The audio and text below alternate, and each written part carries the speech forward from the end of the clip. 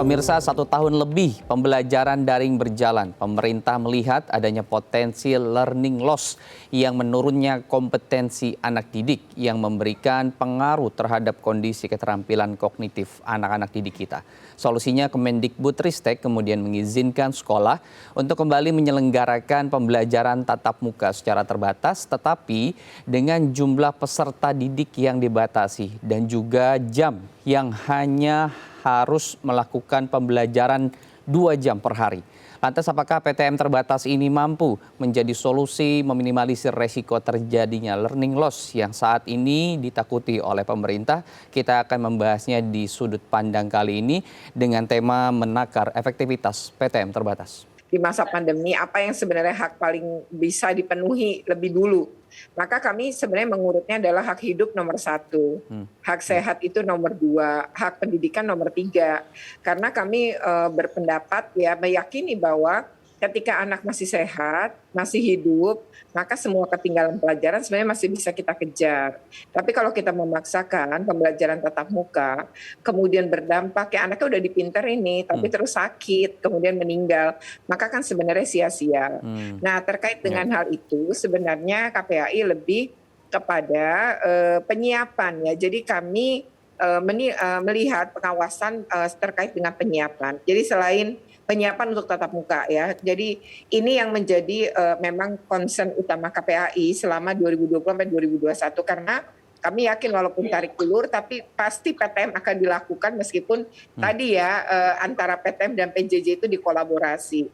Kalau saya melihat justru problemnya adalah selama pandemi ini berjalan tidak pernah tadi seperti sama dengan Pak Ramli sampaikan, guru-guru kita tidak pernah disiapkan untuk mengajar yang efektif selama pandemi.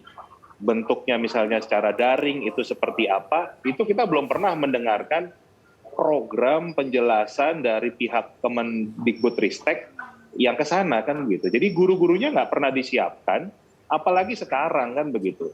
Ini disuruh ngajarnya cuma 25% maksimal, ya kan? Kemudian hanya 2 jam sehari maksimal, 2 kali seminggu maksimal, kan gitu.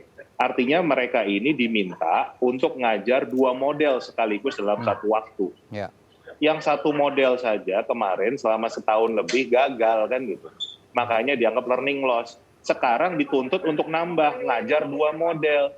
Diharapkan akan menghapuskan learning loss. Logikanya dari mana kan gitu? Sebenarnya 2 jam itu efektif ya kalau caranya tahu. Ya tentu saja ada dasar-dasar yang sudah diberikan di sekolah. Baru kemudian kita membimbingnya di bimbingan belajar. Tetapi apakah ini efektif ya kita tidak tahu karena seperti tadi pembelajaran online gurunya tidak disiapkan. Sementara guru ini jadi pelaku di lapangan. Sekarang pertanyaannya, guru ini sudah siap atau tidak dengan pembelajaran pola 2 jam itu? Kalau tidak siap konsen gitu, nah mungkin bisa dijalankan.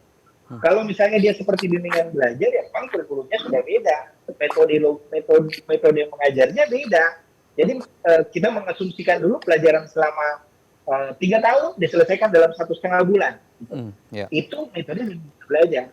Sekarang pertanyaannya, apa yang sudah dilakukan pemerintah untuk membuat pembelajaran 2 jam itu?